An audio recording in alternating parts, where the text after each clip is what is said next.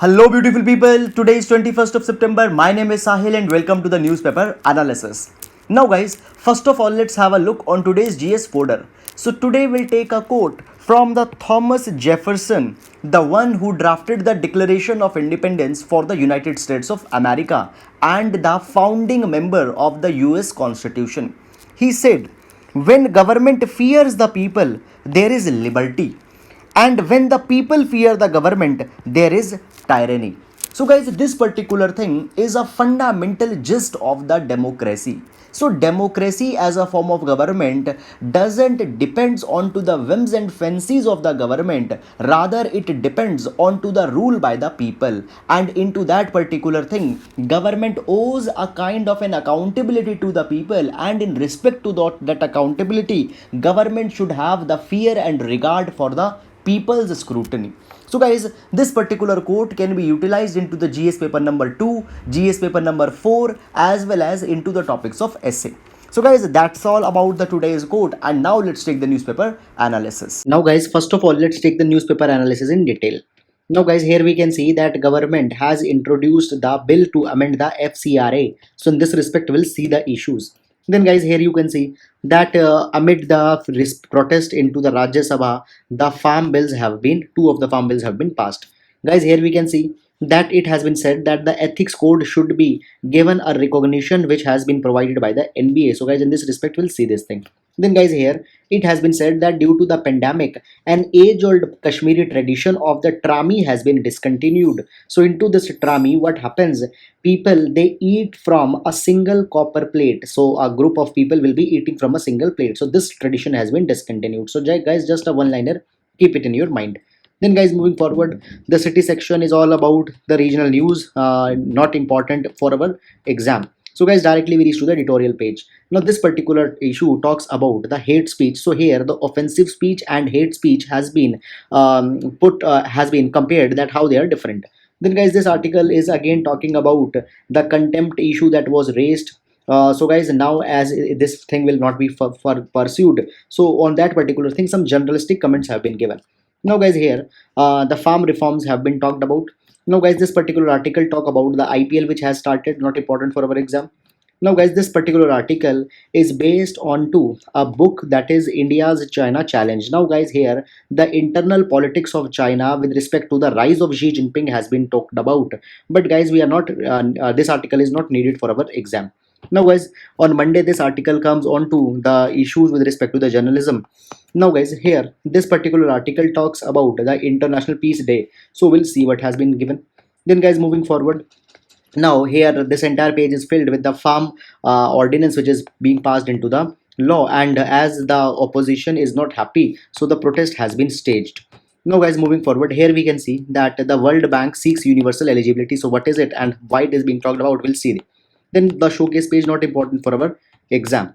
Now guys, on to the world page, the US election is going on. Here we can see that the Thailand protests have been mentioned. So we'll see that why Thailand protests are going on and what it is all about.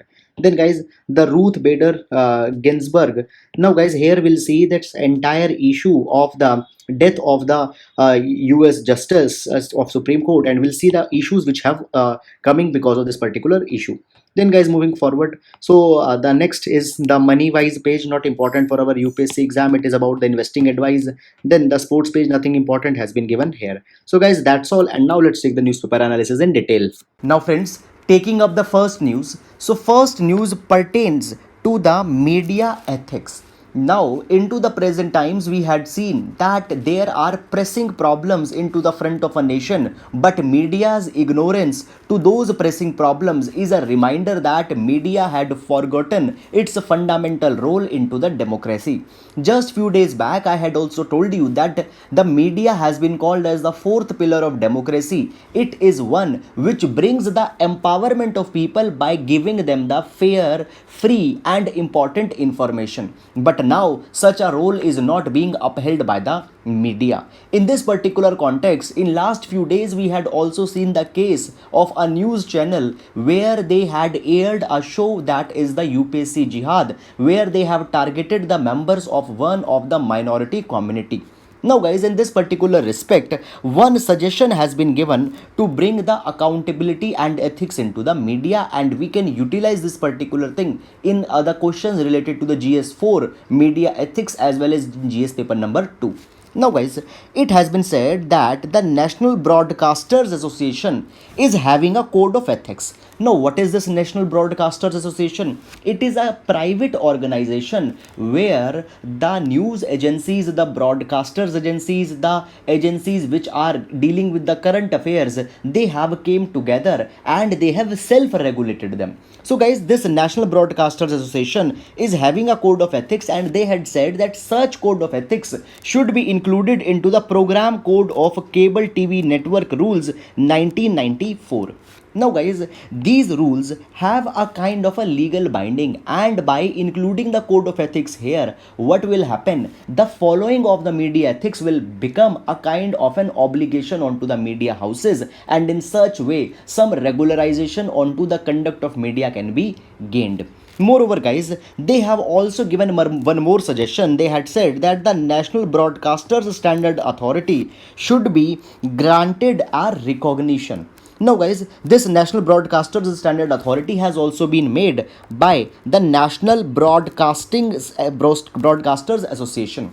This particular body lays down minimum standards onto the media reporting, news reporting. So, guys, it has been said that such authority should be given a statutory status or the recognition so that it can see the conduct or behavior of the news houses, and it should be given a mandate to audit over these organizations. And if any organization is not filling the mandate, then they can pass certain binding orders also onto them. So, guys, if you're writing any answer, please you can give the reference of two such things. So, guys, that's it about this particular news, and now we'll move to the next article. Now, guys, this particular news pertains to the new FCRA Foreign Contribution Regulation Amendment Bill 2020. This particular topic will be important for GS paper number 3. Now, guys, FCRA, it is an act which for the first time came in 1976, and it pertained to the regularization or to supervision of the foreign money that is coming into India for the use by certain organizations, certain entities, NGOs, etc. The FCRA Act of 1976 was repealed, and the new act came in 2010. And, guys, as of now, the 2010 FCRA is the principal law which regulates all the money, all the foreign funding that is being received by the Indian organizations. Now, guys, any NGO have to register with the FCRA if it wants to get the money. Now, certain changes have been made. We'll see one by one all of these changes, and we'll also see that why they are being criticized. Now, the first change here is that it has provided that the public servants are ineligible to receive the foreign funding. Now, guys, public service, the servants, this particular definition has been very vague. Now, there are two terms. One is the government servant and other is the public servant. Public servant can happen to be any person who is working for a public cause. And earlier also, by giving such kind of argument, government had cancelled the licenses of certain NGOs which were being run by certain prominent public figures. So, guys, it has been said that by utilizing such kind of vague provision, anybody's NGO could be made ineligible to receive the funding. Then, guys, secondly, it has been said that the Aadhaar card is to be mandatory for registration of any NGO or organization which aims to receive the money from the foreign sources. Then, guys, the third is that they had said that the foreign funding that you are receiving, they say that only 20% of the money could be utilized for the administrative expenses. Fine. Earlier the limit was 50%. Now suppose 100 rupees you are receiving, so only 20 rupees you can utilize for the administrative expenses. Now it has been said that it is a kind of an interference into the independent functioning of the associations which have also been given as a fundamental right. Now guys, what is being done through here, there are certain NGOs which are only involved into the research, they are involved into the stat based research, is it clear, data based research. Those organizations and nearly entire money is going for the administrative expenses only, they might not be doing that much of field work. So those kind of NGOs will be facing a problem by this particular amendment. Then guys, the next is that a provision of a summary inquiry has been installed. It has been said that if government believes that any NGO is not utilizing the money for the legitimate purpose, then the inquiry can be ordered, and after the inquiry government can order the NGO that they will not utilize the money that has been received, or they will altogether will not be asking for the money which has been sanctioned by some foreign agency but has not been given. So by this particular way, it has been said that this summary inquiry will be a kind of an arbitrary provision, and just owing to some subjective conditions government will be misutilizing it. Then it has been said that a kind of a prohibition is also being brought with respect to the transfer of funds. So the NGO which received the money, they cannot transfer it to other organizations. Now it has been said that there are certain big NGOs which support hundreds and thousands of the grassroots NGOs which are working at the village level, and in that particular way those thousands and lakhs of grassroots NGOs will die. So guys, in this particular thing, FCRA amendment bill has been criticized. So guys, this particular thing will be having a huge implications for the NGOs free and fair functioning. And in GS paper number 2 also, the topic of NGOs, self-help group, civil service civil organizations, etc. has been mentioned. So there such kind of thing could be highly important. So guys, that's all about this particular provision, and now we'll move to the next article. Now guys, this particular article pertains to the issue of reservation. Now what has been here, you just listen this particular issue, though certain judgment name or certain provisions or certain rules have not been given here. Now guys, suppose if there is a person, the male member, and there is a woman, that is the female. Now the female, she is from the scheduled caste or scheduled tribe or any of the reserved class, and the male person or the husband, he is from the forward caste. Now if the women had married a man who is from forward caste, what will be the status of the children who will be born out of this marriage? Fine. Normally the children's status or children's caste will be determined by the caste of the father. If father is of forward caste, the children will also be the members of the forward caste. They will not be getting any reservation or any kind of concession which other contenders of the social caste and scheduled tribes they get. Now guys, there was a case that was made, and under this particular case what happened, there was a woman, and this woman belonged to the scheduled caste. Now the women married a person who belonged to some of the forward caste. These couple, they involved into a divorce, and the children out of this marriage throughout they lived with the mother. Is it clear? Now the mother, she is posted into the air forces, and she is on to some prestigious, some higher position.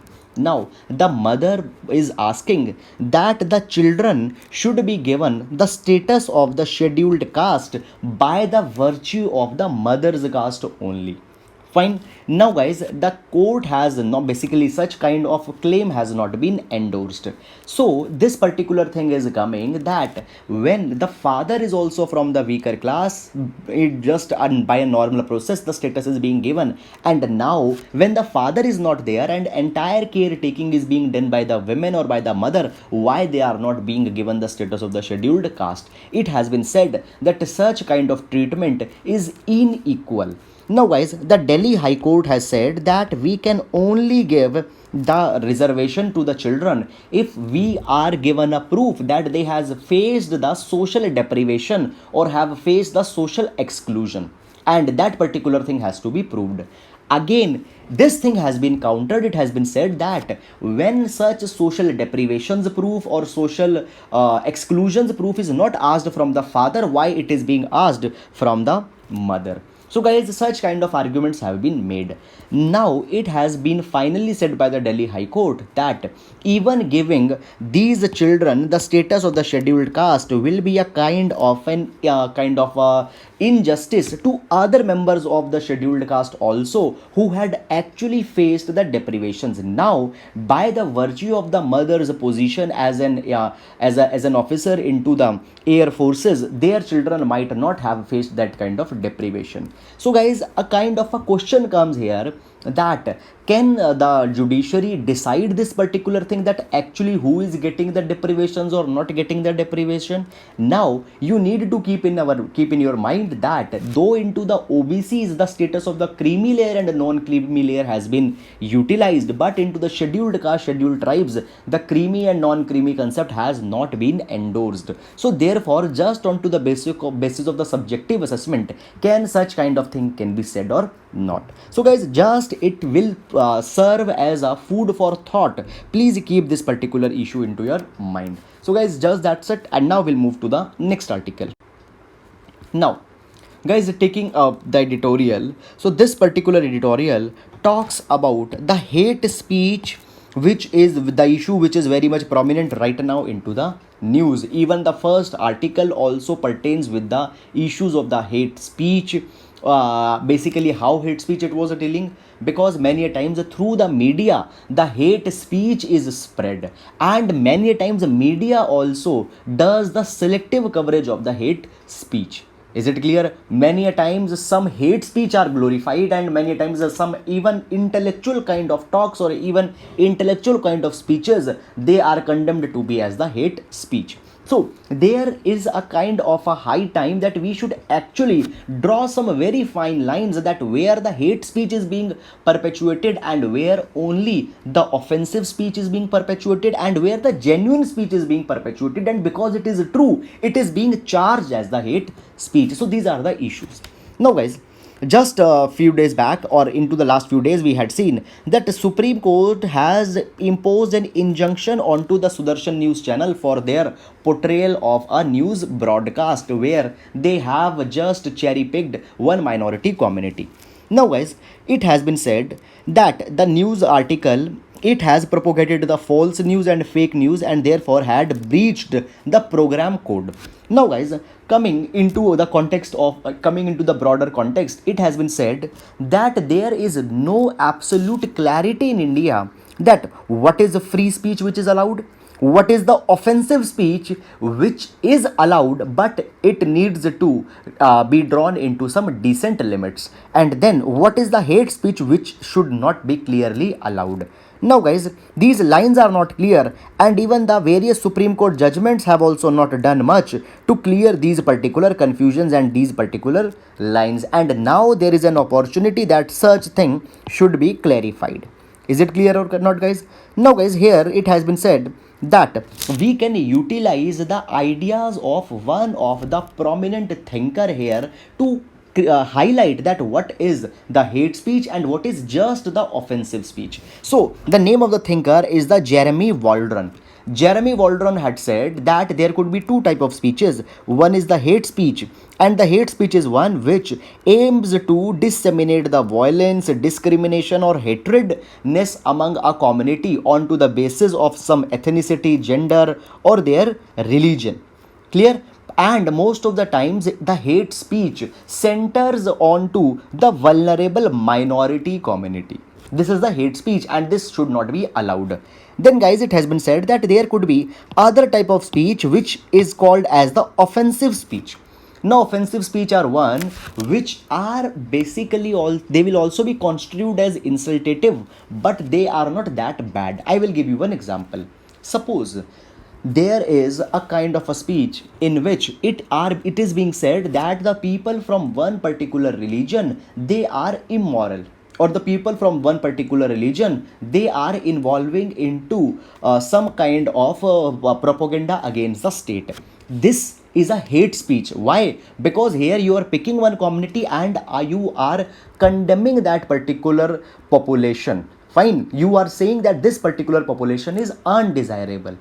Then there is another example.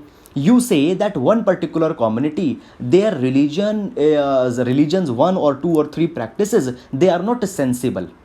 Fine, what you are doing, you are just basically calling them unsensible, and here you are not trying to cause a kind of a dissatisfaction against those group of people. Now into the article example has been given. You say that Buddhist people are immoral or amoral.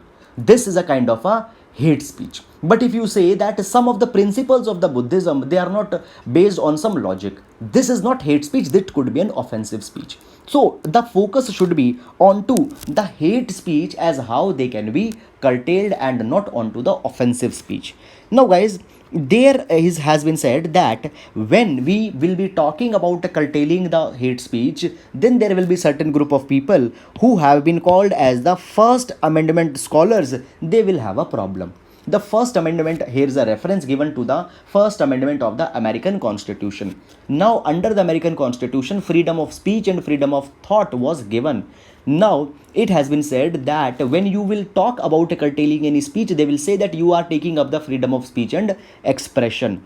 And guys, they say, these First Amendment scholars, that any answer to the hate speech is giving them the more speech. Fine, but it has been said that such argument given by the First Amendment scholar is wrong, because the more speech can only be given when there is a kind of a equal balance of power existing into the society. When into the society there are two communities, one community is disadvantaged and one is advantage, or one is majority and minority, then both communities cannot put forward their viewpoints. So therefore, in order to preserve the viewpoint of the minority, the hate speech has to be curbed. Fine, so this particular thing has been said. Now guys, into the Indian context, there are two sections, section number 153A and section number 295A of the IPC, which criminalizes all kinds of the speech which promotes the enmity, hatredness, or a kind of a discrimination against the communities. Now into such kind of things, these kind of provisions have not been utilized very wisely in India, because even till today the understanding as what is hate speech and what is offensive speech is not very much clear. So guys, it has been said that now it is a high time that the Supreme Court as well as legislature, they should frame certain ground rules by which an objective assessment can be made for the hate speech and offensive speech, and hate speech can be curtailed into the interest of the well-being of the entire community.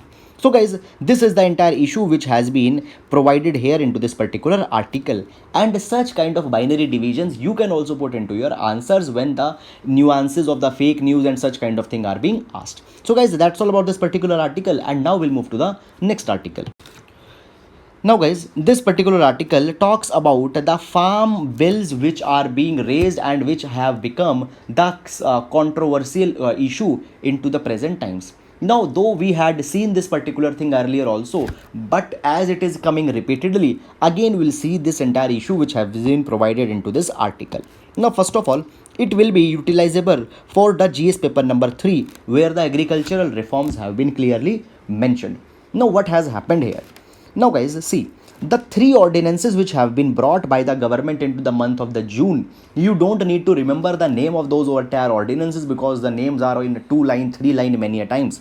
But these three ordinances, they were pertaining to the contract farming, they were pertaining to the reform into the APMC, that is the Agricultural Produce Market Committees Act. Then they are also pertaining to the Essential Commodities Act.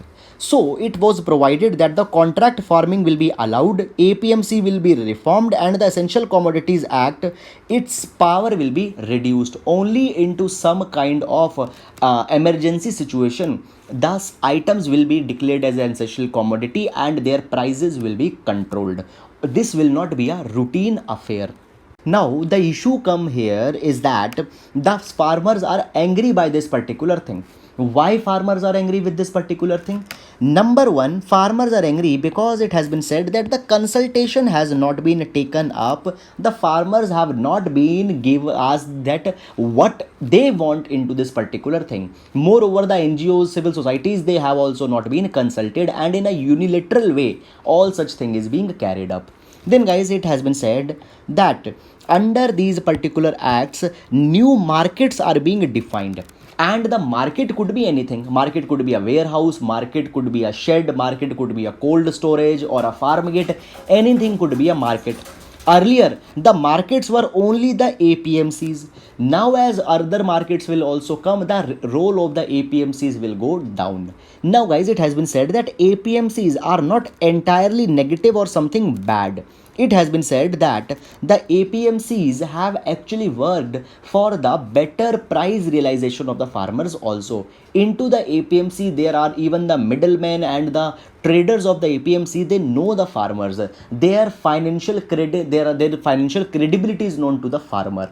Fine. Now the private markets, as they will come, their financial credibility will not be known. Moreover, as into the APMC, the fees has to be paid for entry. The private mandis which will now be coming, there will no fees to be paid, and therefore these private mandis will have a kind of a virtual dominance over the APMCs. And because of this particular thing, what will happen, farmer will be inclined to go to that private mandi only. But once he had made the transaction into that private mandi, there will be no checks and balances which were there into the APMC. And at the end of the day, the petty farmer, the poor farmer will be ended up into a kind of a mess where either the trader might not pay the money or might pay the less money, and farmer will not be having any kind of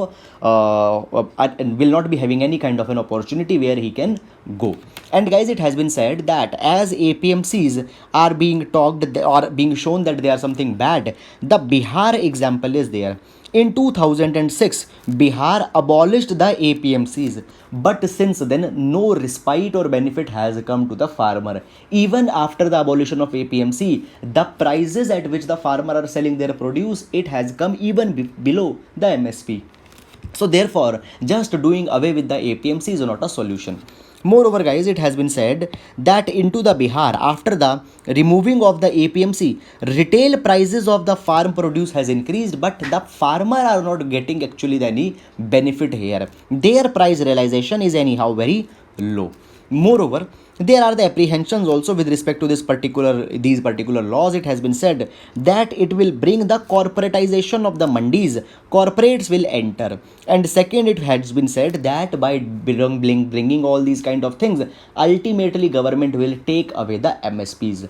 Now, first of all, into these three laws, nowhere it has been said that the MSP will be taken away. It is just a kind of a fear which the farmers might be having. So when we see these three reforms, many a times whenever we write, we say that these three things should be brought in India. Now government is bringing it. There is a kind of a resistance. So one thing we need to understand, that whenever a reform will come, their resistance will come. But the resistance is also because the apprehensions have been there. So guys, basically the kind of the intentions of the act might be good, but the way in which it has been taken up without consultation, without dispelling the fears of the farmers, without giving the proper clarity, such a way is not good. So guys, that's all about this particular issue, and now we'll move to the next article.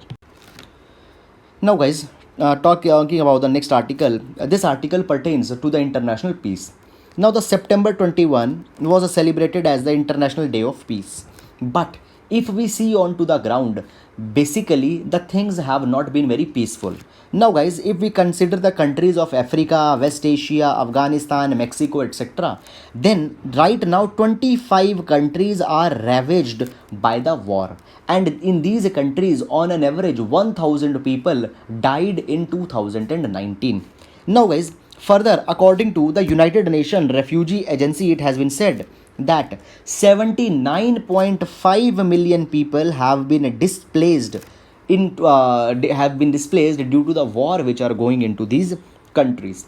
Now guys, when the World Peace Day is being celebrated, it is not just needs to be a kind of a tokenism, rather actual steps also needed to be taken, and it needs to be seen that how the peace onto the ground can be brought.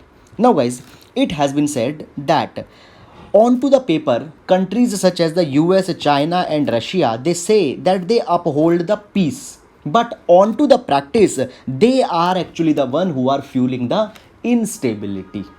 And this particular thing we can see by references. For example, if we see, then USA is supporting the UAE as well as Saudi Arabia into the Yemen war. And Yemen war has been called as the worst humanitarian crisis. Secondly, guys, USA is selling the weapons to nearly all the Gulf nations, and we had seen that the Gulf has become a kind of an unstable region. So, guys, when the USA holds a permanent seat into the UNSC, it talks about peace, but on ground, it is actually supporting the kind of a regimes where the instability or the kind of violence will be done. Then, guys, take the example of Russia. Similarly, Russia, what has done, it has interfered into the matters of the Libya, the countries such as Syria, and had actually promoted and had actually given the support to the regimes which were not upholding the democracy, as well as which are deterring the people when people asked for any kind of reform. Then, guys, similarly take the example of China. What China does, China might not be giving the sensitive weaponry, but China is giving the small weapons but in very large number to the countries into the West Asia as well as Africa, and because of that thing, the ethnic violence is fueled up. Moreover, guys, China, under the name of the internal security aid, is giving the technology tools for surveillance, and in this particular way, the China is also fueling the problem into these countries. So, guys, it has been said that International Peace Day, as it is being celebrated, it should not only be just a kind of a tokenism, but onto the ground, how such peace, sustaining and long-lasting peace can be brought. That thing also needs to be considered by the responsible countries, that is the permanent members of the UNSC, as well as by the other like-minded countries. So, guys, that thing has been said. Now the 2020 has also been called as the global ceasefire year by the United Nations Secretary General, because it has been said that now the bigger problem is the pandemic. But still, even into the times of the pandemic, we had seen that the violence and resistance is going on. So, guys, that's all about this particular article. So some kind of data which have been provided here, you can utilize it. For example, the 79.5 million people have been displaced. Such data has been given by the United Nations Refugee Agency. So, guys, that's all, and now we'll move to the next article. Now, guys, this particular article talks about the universal eligibility criteria. Fine. Now, what is this universal eligibility? I'll tell you, but first of all, I will give you some background. Now, guys, into the past few months, you had seen that government is pumping money into the economy. Now, when government pumps money into the economy during the time of the economic recession or into the economic decline, that thing is called as the fiscal stimulus. Because when government will pump the money, the aggregate demand will be raised, and by that particular thing, the growth will come back. Now, by giving this kind of fiscal stimulus, government also asked the money from the World Bank. Fine. At the same time, you know that government also brought the Atmanirbhar Bharat Abhiyan. Now, guys, what has happened? Under Atmanirbhar Bharat Abhiyan, government is saying that we will promote our domestic manufacturing companies. Government says that when we want to procure the PPEs, whenever we want to procure the medical supplies or any kind of things, we will give preference to our own micro, small and medium enterprises. That thing is being said. And the money has been asked for the World Bank also. So World Bank had said that okay, we'll give you the loan of $1 billion for the prevention, detection and response for the COVID-19 as well as for your economy, but you need to remove the preference that you give to your own MSMEs, to your own companies. You have to bring the universal eligibility criteria. Even if some foreign company wants to bid for any tender by the government, then you should not hold that company back. You should give them the tender if they are eligible. So, guys, in this particular thing, the government has also started to issue the notification to different ministries as well as different departments, and they are withdrawing back the provisions wherever the domestic preference was being given. So, guys, this is just the universal eligibility criteria of the World Bank. Guys, you don't need to go into the internal nitty-gritties that which particular ministry is withdrawing which number order. No such things are required for our UPSC exam. So, guys, that's all about this particular issue, and now we'll move to the next article. Now, guys, this particular article pertains to the Ruth Bader Ginsburg, popularly called as the RBG. Now, guys, this particular is a homage given to the Supreme Court Justice of USA.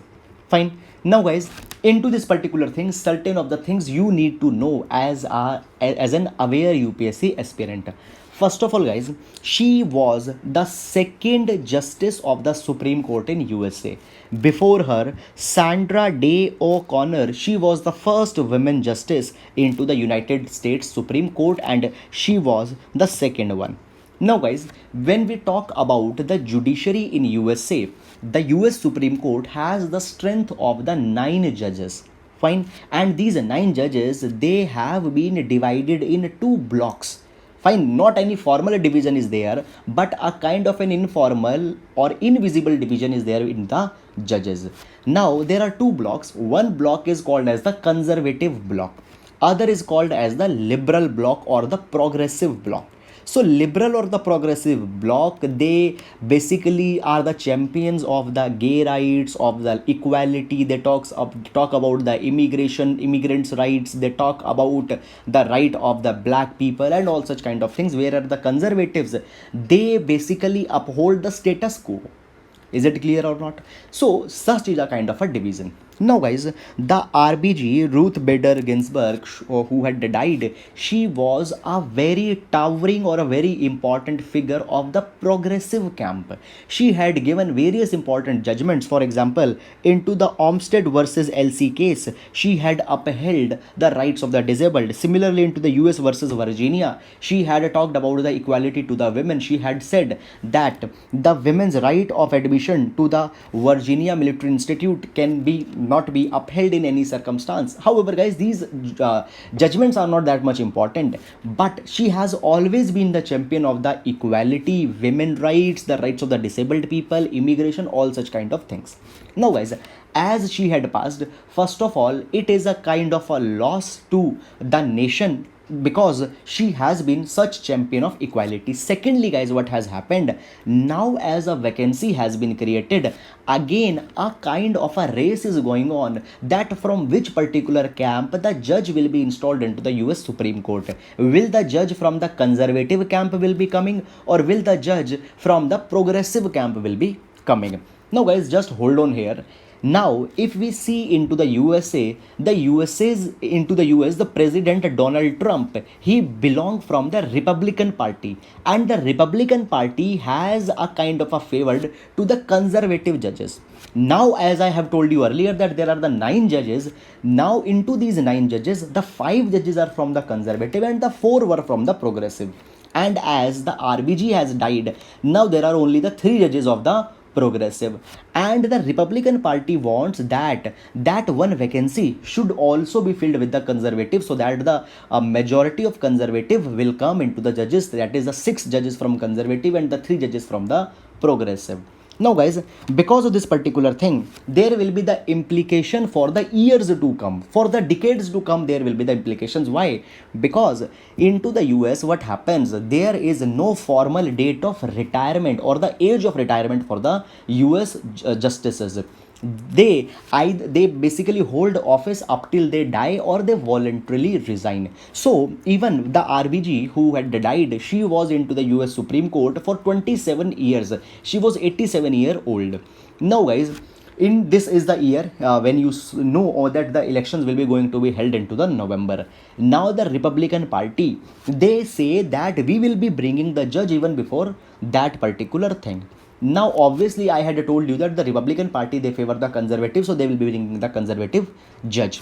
Now, guys, with respect to the election of judiciary in India, what happens? A judge is nominated by the president, and that has to be given approval by the Senate. Now, what is Senate? Senate is the upper house of the US Congress. Is it clear? Now, into the Senate, the majorities of the Republican Party, as well as the judges from the Republican Party, and they can do this particular thing. But the opposite party, that is the Democrats, they are opposing this thing. They are saying that in 2016, when the Obama chose it, basically when the Obama made a choice for the judge, Then at that point of time, their own Republican Party, they said that such kind of thing cannot be done into the final year of the presidency. And now into the final year of the presidency, the Republicans are themselves doing this particular thing. But guys, as Republicans have the majority, they might also do this thing. Earlier, when in 2016 the Obama was choosing the judge, he made the nomination. But as I have told you that the Senate also needs to approve. In 2016, the kind of a majority into the Senate was of the Republicans. They said that we not will just forget about choosing the judge, rather will not even hear the case. Fine, so that thing was happening. So guys, a kind of an implication is coming into the US by the death of the US justice. Is it clear? So guys, this is the entire issue. I hope you have understood it. So you don't need to go into the nitty gritties of the details, but what broaderly is going on, you need to understand it. So guys, that's it. And now we'll move to the next article. Now guys, taking up this particular article, so it pertains to the protests that are going into the Thailand. Now, what has happened here? Before going into this particular news, I would like to give you certain background. Now guys, the movement which is going on right now, it is called as the pro-democracy movement. Now, if we see the political history of Thailand, then guys, 1932 is a mark which I will tell you. Before 1932, the absolute monarchy was there into the Thailand. But in 1932, a bloodless revolution was carried, and after that, the monarchy into the Thailand, it turned into the constitutional monarchy. And from 1932 to the present time, that is 2020, the Thailand has been ruled by the monarchy, by the electoral democracy, by the military dictatorship. Different people have ruled it, and it till today, from 1932 to till today, nearly 20 times the constitution have been changed, or some such similar kind of regulations or changes have been brought into the Thailand. Now guys, it has been said that because of this particular thing, Thailand's politics never matured and a kind of a crisis stayed there. And because of the role that has been given to the military into the political affairs of Thailand, military has conducted the coups many times into the Thailand. And the latest of the coup which was carried into the Thailand was in 2006 14. And from 2014 to 2019, NCPO, that was the military junta, that was the military organization, it ruled the Thailand. And the chief of the NCPO was the Prayut Chan O Cha.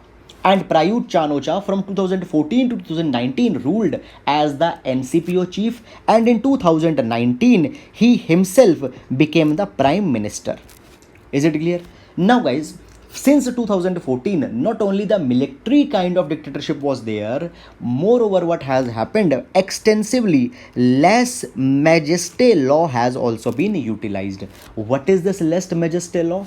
This particular law says that whosoever will be speaking anything against the monarchy of the Thailand, these people will be jailed.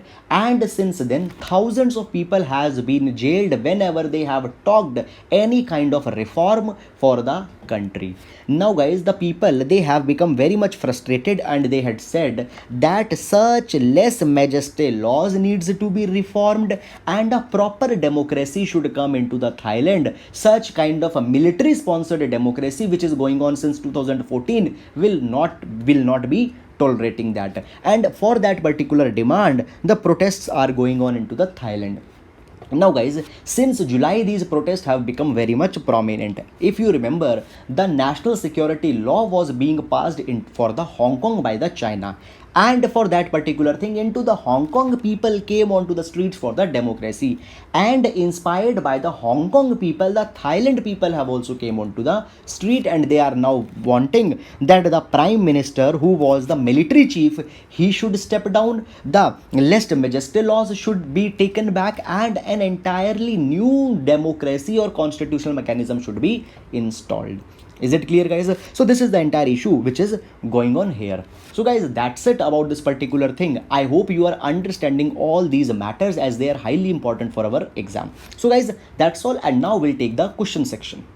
Guys, please pause the video and try to answer the question. So question number 1 is with respect to the Bureau of Indian Standards. Please read the statement and identify the incorrect code. Question number 2 is with respect to the Code of Wages Act 2019. Please read the statement and identify the correct code. Question number 3 is with respect to the Nishtha. Please read the statement and identify the incorrect code. The question number 4 is with respect to the Central Consumer Protection Authority. Please read the statement and identify the incorrect code. So guys, that's all about the questions. I hope you are liking our discussion. Thank you so much.